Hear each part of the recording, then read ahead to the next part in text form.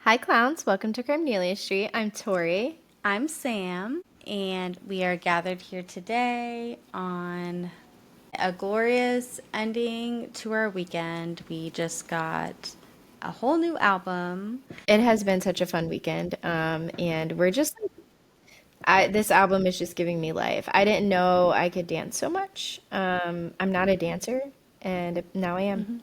That's just the way it is. Mhm. I feel like I'm still finding glitter in random spots, which is fine. Same, yeah. It's my bathtub is glitter. It hasn't washed out. Yeah. Speaking of dancing, Sam tonight is in the club.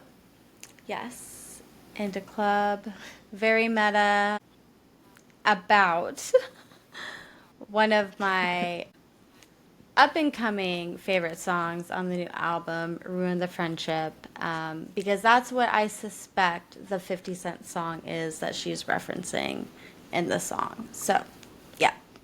Now, I did think when they said 50 Cent song that it was 50 cents in a jukebox type of song. I think I was going a little too far back in Hmm. time. Um, so there's that for what's that for what that's worth. Right, right. Yeah, we're just over the moon, sleep deprived. We have been going and going and going. We had a 4:30 night, which you guys have probably heard about already. 4:30 a.m., which is crazy for us, and I think we got like 2 or 3 hours of sleep, and then we had to be with our children the next day. Hmm. So, um, yeah, it's been a week, and then we had the movie that night, and then I had like disc golf things in the mornings, and I had to, mow the lawn today. So I just like haven't really caught up on sleep yet, but we're getting there. I did get more sleep last night, so Right, right. Same. I conked out pretty early and I got somehow it's still feeling like I'm not quite there. I need like maybe one more full night of sleep. But yeah, that will do it. And then we'll be fine. no. All right. So I'm going to be talking about Daniel LaPlante and his little, I don't even, his crime spree that he went on Okay. in the 80s. May I Okay. have, I will say the name sounds familiar to okay. me. So I don't know if I know this or not, but we'll see. I first heard about this earlier this year, and I'm like, okay, maybe that will be something I want to do. And the more I learned about it, the more I was just kind of like, wow, this is crazy. Interesting though. So like you heard about it and I was like, "Oh, maybe." And then you look into it more and more and you're like, "Oh my God, this is like just wild." Right. So the Okay. for I guess a bit more context, have you ever seen the movie Parasite? Mm-mm. Um, That sounds like horrible. yeah, it's like a kind of a horror movie about these people that live in this family's home that the family has no idea, and it's this whole crazy psychological horror story that happens, and it's nuts. So that's That kind of stuff really messes me up. Like someone in your yeah. space. I don't know if you know this. I got diagnosed with OCD when I was like 20 because I had this habit where I would come home and check like under every bed, behind every like Oh my curtain, God. behind the shower curtain. And this is in like a one bedroom apartment because I was so like scared that like someone would have somehow gotten into my second story apartment Hmm. while I was gone and like be in my house, So like I don't know, that idea of like someone in your space when you don't know about it is it's so disturbing. Oh my gosh. You are gonna hate this. So I should buckle in, huh? Buckle in. Okay.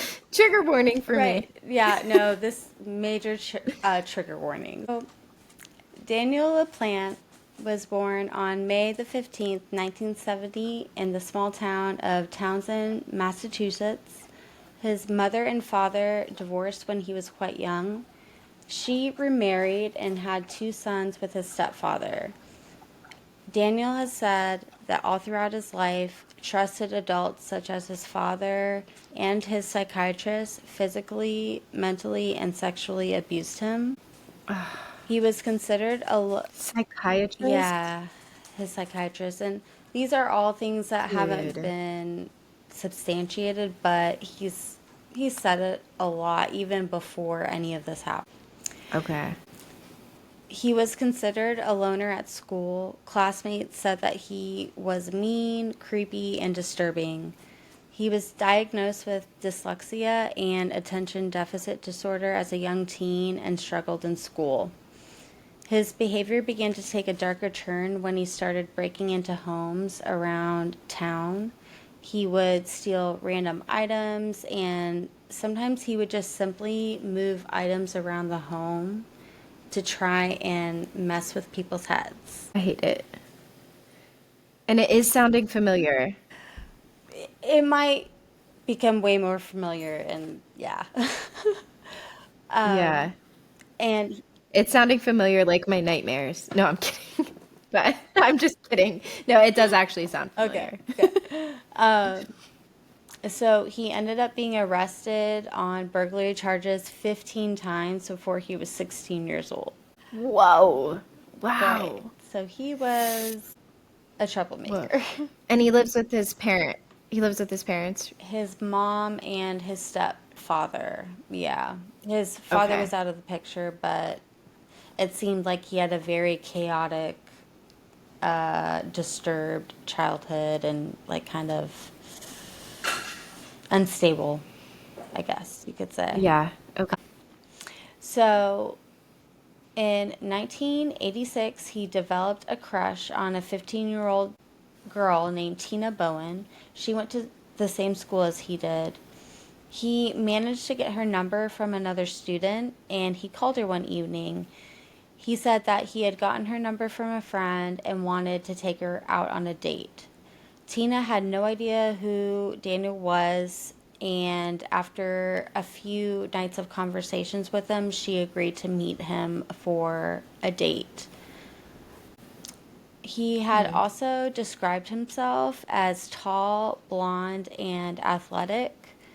And when Daniel arrived at her front door for their date, she was shocked at his appearance because he was 5'8", which isn't like, shorter, but it definitely wasn't athletic and tall as he described.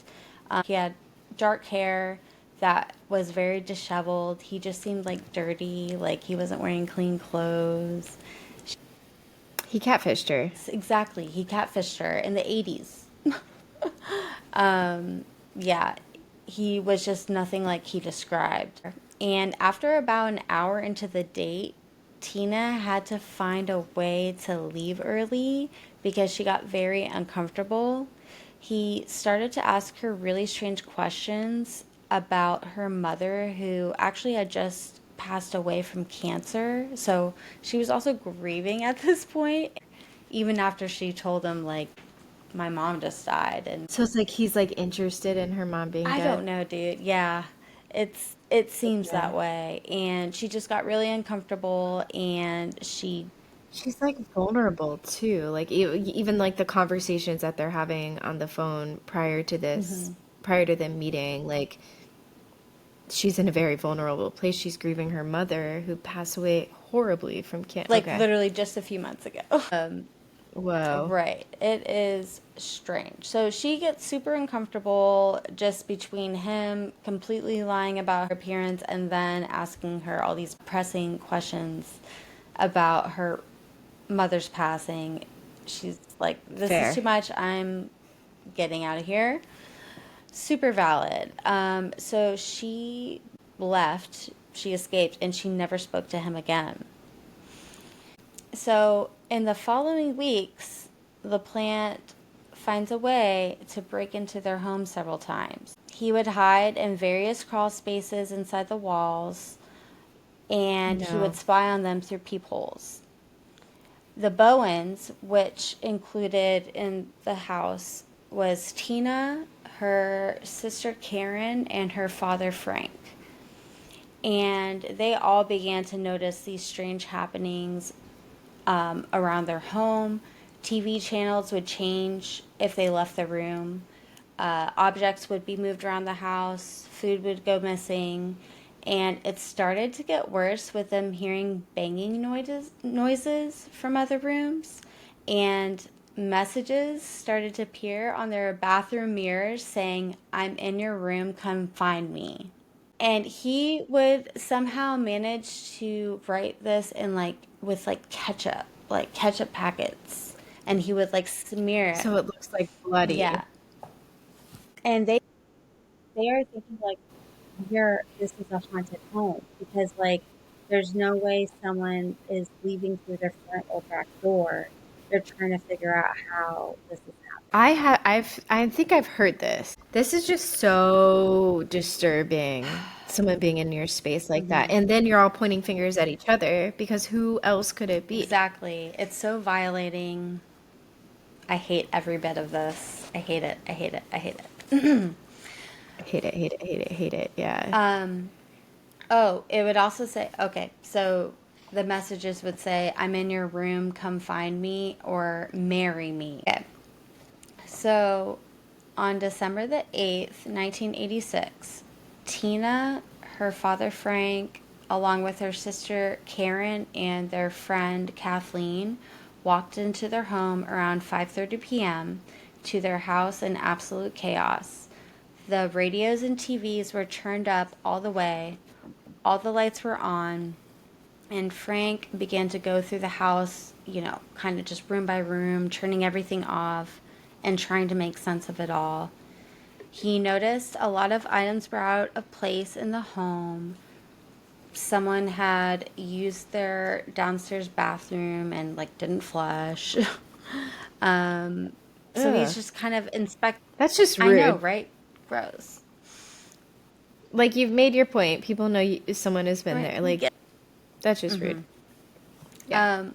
So he opens a closet door in one of the rooms to find a man wearing white face paint. His hair was styled into massive spikes, like Liberty spikes almost, kind of.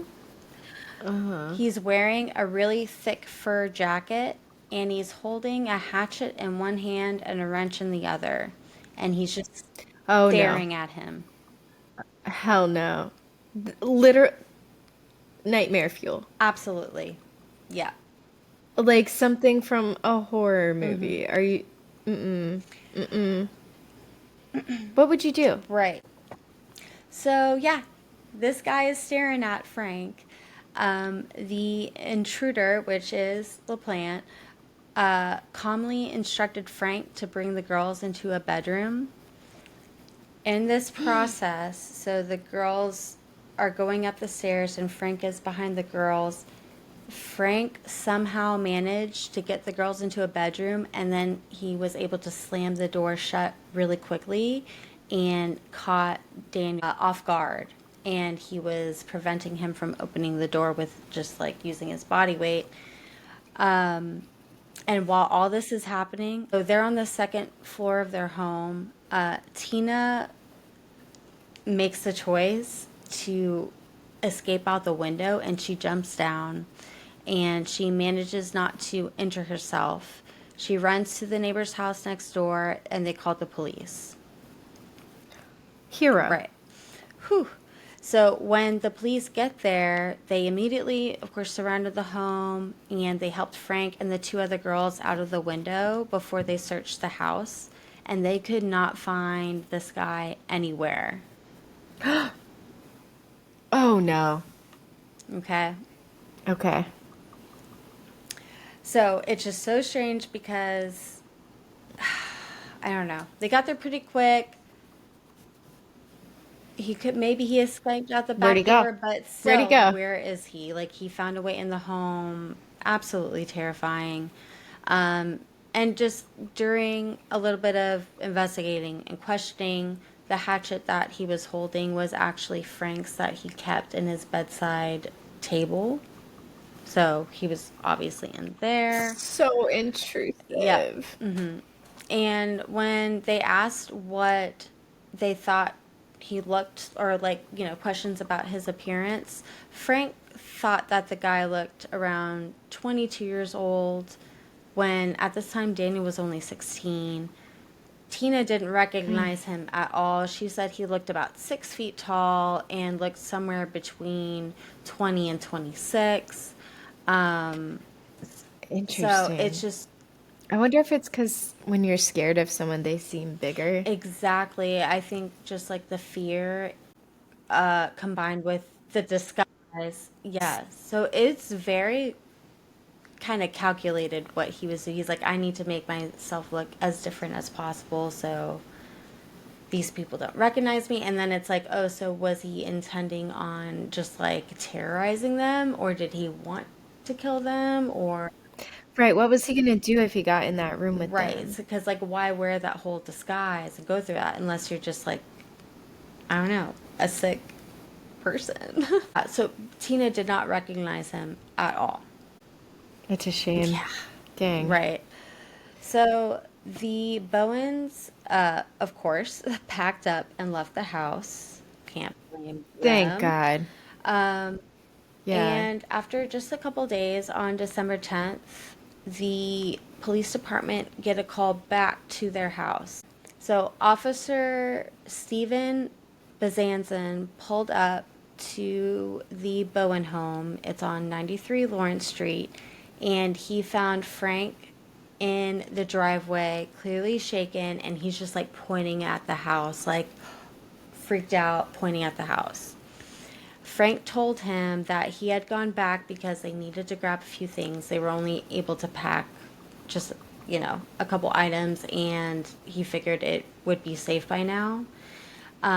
As he was walking up to the house, he saw a face at the front window, and he recognized it as the same face that was staring at him from the closet door. So, This is a true this is story. true. This isn't a, it's not a horror No, movie it's true. plot. It's true. Okay. Okay. So the officer, Bezanson, took the key from him.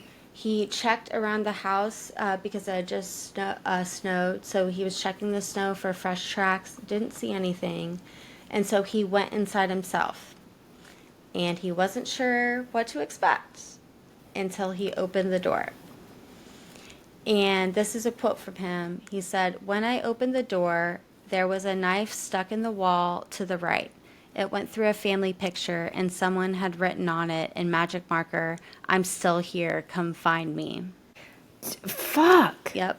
On another wall, there was another picture, a different family frame, saying, "I'm going to kill you all," scrawled on it with, yeah, a knife stabbed through it. Oh my God. So maybe he was planning on really hurting them. Right. So he called for backup, and two other officers, Chief David Young and Sergeant Jim Scott, came immediately. The three of them did a full sweep of the house, and they found nothing. And then that first officer got a little bit of a revelation.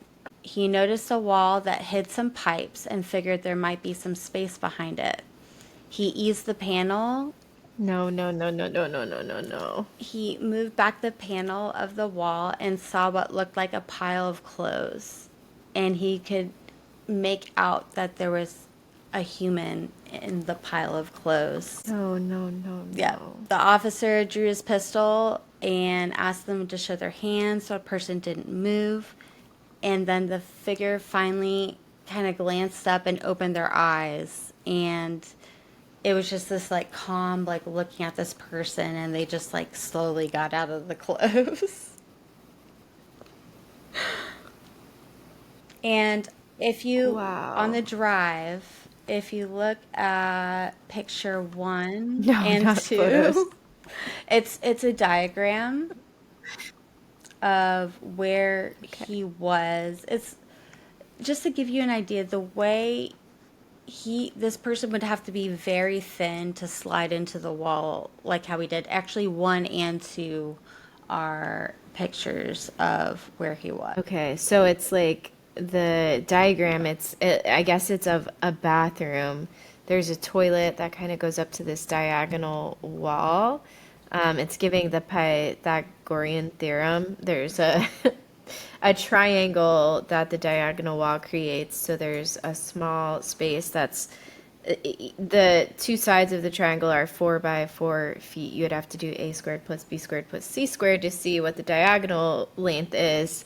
But yeah, very small, very small space that he would have to be in, especially with like a pile of clothes and stuff too. I mean, who knows how long he was just in that one spot too. I'm sure he had little spots Yes. all over. Yep. Things like this were found all throughout their house, which is crazy. My worst nightmare, Yes. like actually. Yes. That's why that's, yeah. Oh, and the entry made by climbing up onto 4 foot high foundation and jumping down. So you have to climb up onto 4 foot foundation and jump into this space. I hate every bit of it. Yeah. Oh, and then, Yeah. It's crazy. sorry, I'm just looking at page 2. Entry made by climbing to top of foundation, squeezing between outer wall and separating wall and jumping down to triangular space to right behind separating wall. It sounds very difficult as well to get into these places. Yep. He wormed his way in there literally. And they found little spots like this all throughout the home. And the third slide is just a picture of the home, and it was one of those bedrooms on the right there at the top where Tina jumped from to escape. Wow.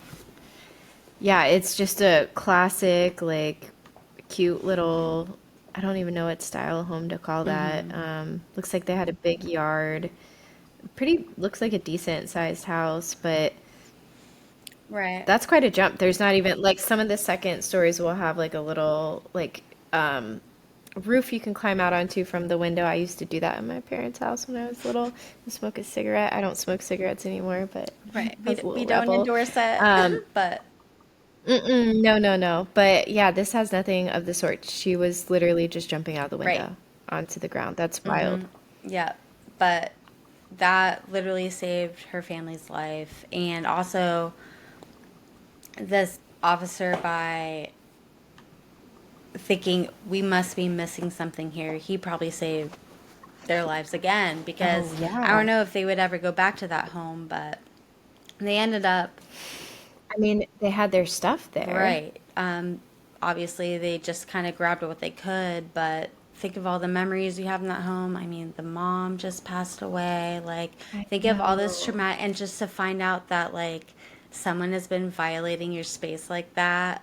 Ugh, it's so evil, dude. Like, So disturbing. And good on them for like getting up and going because I feel like it's all too often you hear a story, even like, I don't know, some of the like haunting, like paranormal stories you'll hear too. It's like, just leave. just leave. Right. Just go. So good on them for doing that because it wasn't something paranormal. And I feel like this could be kind of taken that way too, like, I don't No, they know. thought they were going It, crazy. They did think, oh my gosh, is like this some demonic possession type thing that's happening? right. Like, so that definitely, got in their heads, and it's just, okay, I'll say this, we'll revisit this in a moment. So Okay. he was arrested, obviously. Thank God. And once again, he's 16. So Right. when Daniel was first brought over to Ayer District Court, there happened to be another juvenile there facing just totally unrelated charges. This person ended up telling the detectives that on the transport ride, Daniel had bragged about what he did inside the Bowen home. He said, it's little things just to mess with their heads, like changing the TV channel when nobody was in the room, or pouring himself a glass of milk so the family would think someone else had done it. And he admitted outright to taking the Bowens hostage and that he was proud of it, and it was like a game to him. It wasn't just about breaking into their home, it was about getting rid of their Terrorizing them. peace of mind, exactly, and he was trying to make them like turn on each other, and it's just really sick. What a That's so disturbing. And to like brag about that, um well, Right. Also, I hope that gets used against him. right, well, so Daniel spent some time in a juvenile facility, but eventually a judge let him out on bail. It was $10,000.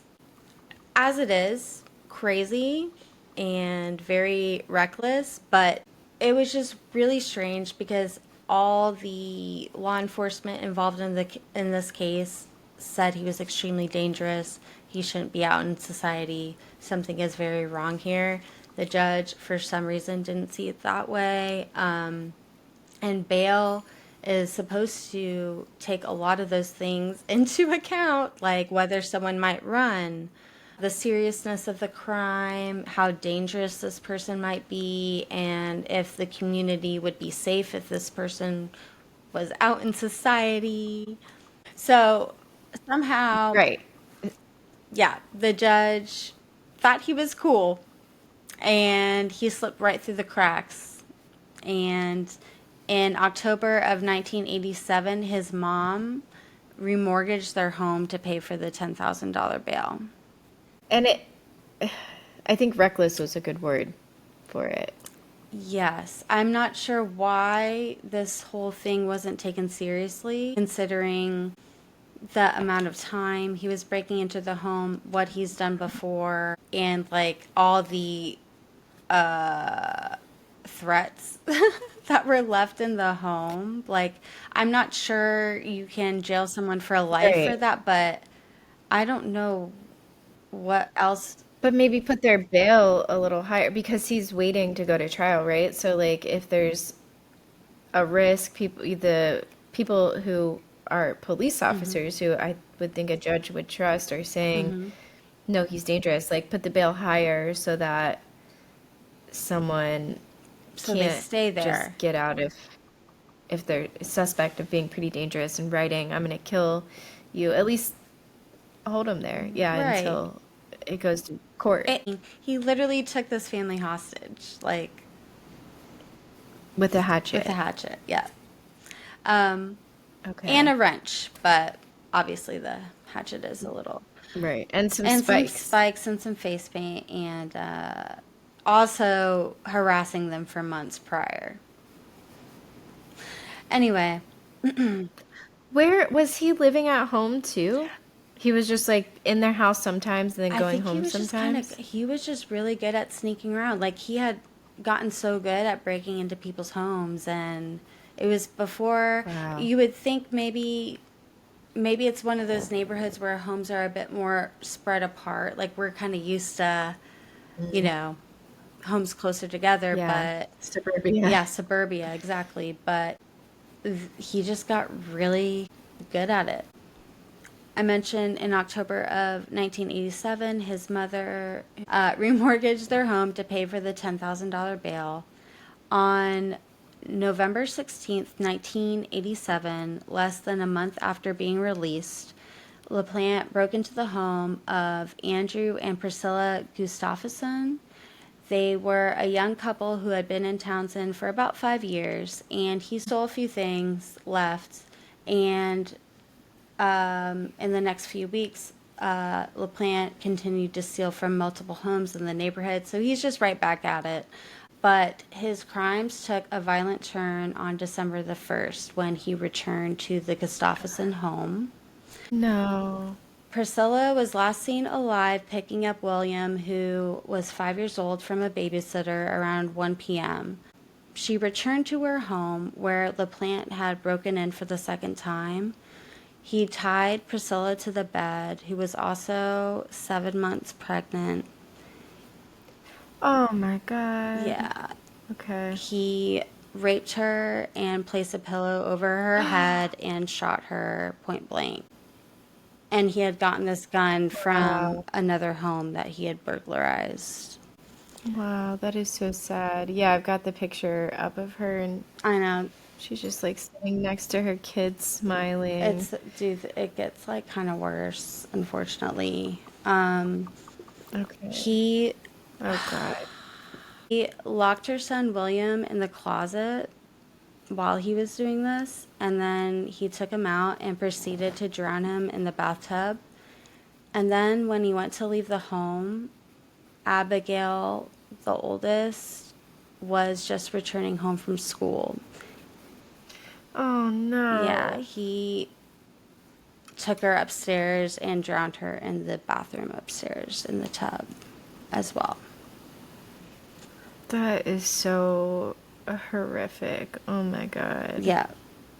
And when the husband came home, he said in an interview he walked in to see Priscilla and didn't hear any other movement in the home, and he called 911 immediately, and people were immediately suspecting him, and they were asking him, why didn't you try to go find your other children? And he just said, I was afraid that I would find them dead. And it's That's like, no, that's really, that's, God, just like, that's one of those intimate details, where it's like I didn't look because I was afraid. right. And like what he was afraid of came true. And that's just so awful. Okay. Yeah. And I just think about little Abigail coming home from school, expecting to see her mom, and then just I seeing was this thinking about poor, and then the son. like, William in the closet while that was happening. So, like, his last moments were in fear. And then, yeah. Oh my God. What a fucking monster, dude. Terrible. Fuck that Yeah, guy. absolutely. So immediately, because it is a relatively small town and things like this do not happen. So he has just murdered 3 people. So police suspected him pretty much immediately. They're like, there's no coincidence that he just got released and now this is happening, type of thing. Because Well, that's it was good. a very small town, so this never happened. And so they began to search for him immediately. They spread his photo everywhere, and residents began to call in and say that they have seen him in the area and he was just acting very suspicious. On December the 3rd, 1987, an officer patrolling the area had a woman named Lynn McGovern come up to his cruiser and asked if he would enter the house with her because she was afraid just because of everything that was going on, and she said something didn't feel Oh, right. interesting. Okay. So what they didn't know was that LaPlante was actually hiding in the upstairs bedroom of her home. He had a revolver, a shotgun, and a high-powered rifle. I wonder what it was for her. Like if she saw something like slightly moved or a glass of milk sitting on the counter. I'm just thinking about like other things he's done, but like I wonder if she saw something or if it was like just totally a No, feeling. for sure. And it's just like, what luck that the officer happened to be patrolling that neighborhood at that time, you know? Oh my God, yeah. So, yeah, so she flagged him down, asked for help, and he's like, okay. And so they entered the home, and all of a sudden they hear a really loud noise from upstairs. The officer called for backup and started up the stairs, and he saw a shotgun on the ground and the window of the bedroom open, and Daniel had actually shot through the bedroom door and then jumped out of the window and escaped into the woods before they could. Like why shoot? Why not just jump out the window? Right. Maybe it was just to hurt. whoever was Like if someone was standing out there. right. Wow. But yeah, just very, whew, like that lady had such a close call. Dude, Yeah. So, I am so glad she had that feeling, for sure. Okay, so honestly. so he escaped into the woods again. So later that day, police started to get calls from residents about a suspicious person in the Elm Street area. Officers were patrolling a neighborhood when they heard a woman whose name was Pamela Michaela screaming from a home nearby. The police arrived and found a woman saying that she had returned to her home on 17 Elm Street and found an intruder with a gun inside. He calmly told her that she was going to drive him out of the area so he could escape. So they, at gunpoint, they got into her van, and as they got into town, Pamela made the brave decision to jump out of her vehicle and just abandoned her van, let it roll. And a passing motorist saw this happen and brought her back to her home. Man, a time without cell I know, phones. right? You have to go all the way home before calling. Right, exactly. And the next picture, you'll see for getaway van, I think it says, was her van that he took. Um, so, Oh, wow. Oh, look at that thing. It's very like retro van. yes. It's like almost what you'd see like a conversion van looking like No, it's today. funny because he chose the worst getaway vehicle possible because this van was unmistakable. It was like bright orange. Showgirl. Mm. Um, it was like it had like the pop up on top. It had two for sale signs on Yeah. the side. Like Wow. it was very unique. So he was spotted driving this vehicle around, and citizens related to police where they were like, this vehicle is headed in this direction. And they ended up finding it abandoned at a lumber yard. And just knowing that this guy could hide anywhere, they searched the whole place and they found him hiding in a dumpster. And you'll actually see, Thank God. yeah, picture number 5 is the dumpster that he was found in with the dog that also found him. Good boy. Yep. What a good What a good boy. boy. So he was arrested immediately and was brought to the police station. As they began to strip search him, LaPlante admitted to the officers that there was actually another gun that was hidden in the crotch of his underwear. A year later, Daniel LaPlante was sentenced to 3 life sentences for the murders of the Gustafson family. And for a long time, that was the end of it. In March of 2017, he was back in court and he was asking for a reduction in his sentence. I'm sorry, no. Right.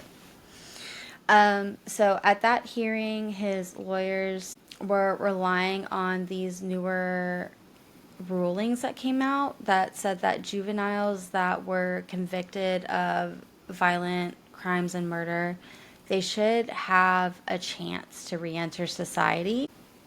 No. Right. There is actually even a newer law that allowed juveniles convicted of especially cruel murders to ask for parole after serving 30 years. Babies. They were babies. Right. And And Priscilla. also, he was let out once and did worse things than he did the first time. The escalation. Yeah. Um, when it came down to it, the judge was not convinced. A forensic psychiatrist had evaluated that Daniel showed no real remorse for what he had done.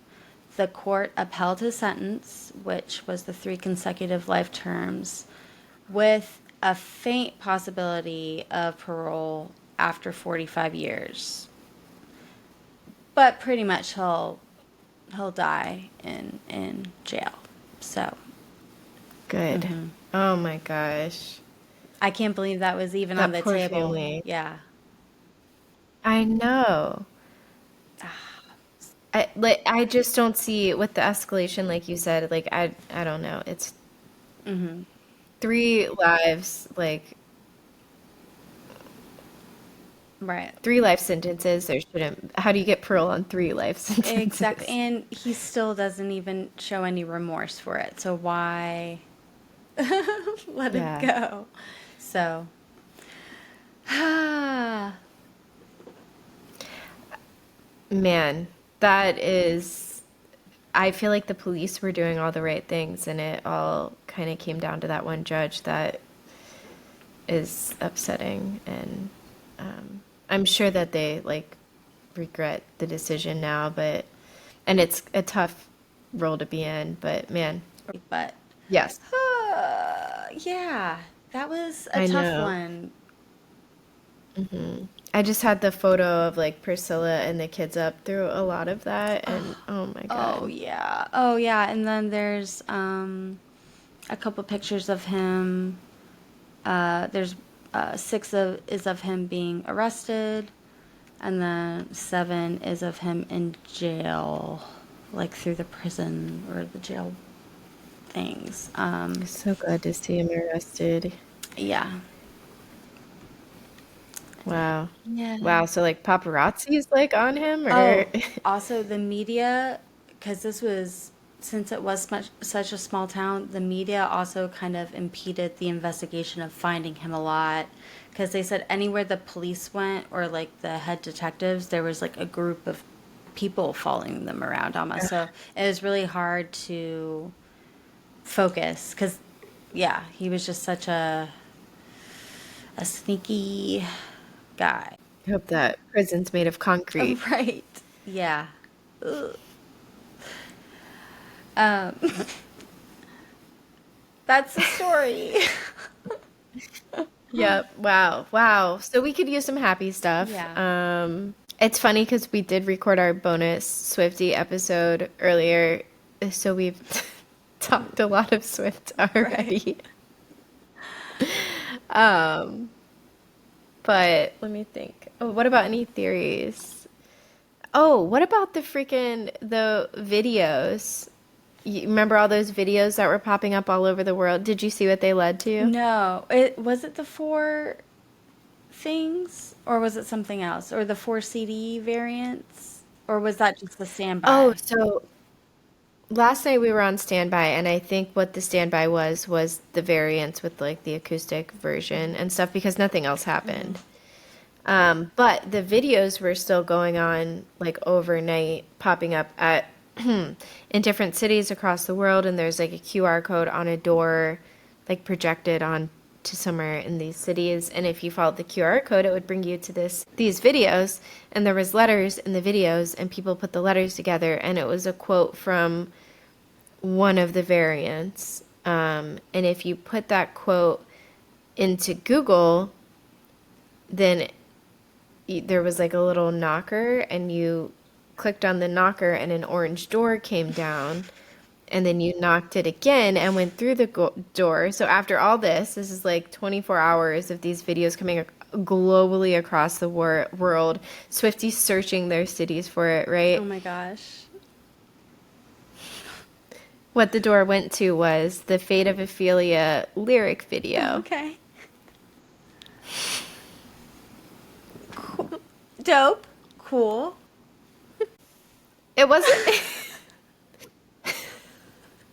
it wasn't what I was expecting. Right. It is just like a lot of build up. Um, like I Yeah. kind of wish. The puzzles are so fun. Like I do like I'd rather that than like not a puzzle. Right. Right. Um, but it is so funny. Yeah, it is. No, that's great. I almost wish we could like work for the album this way.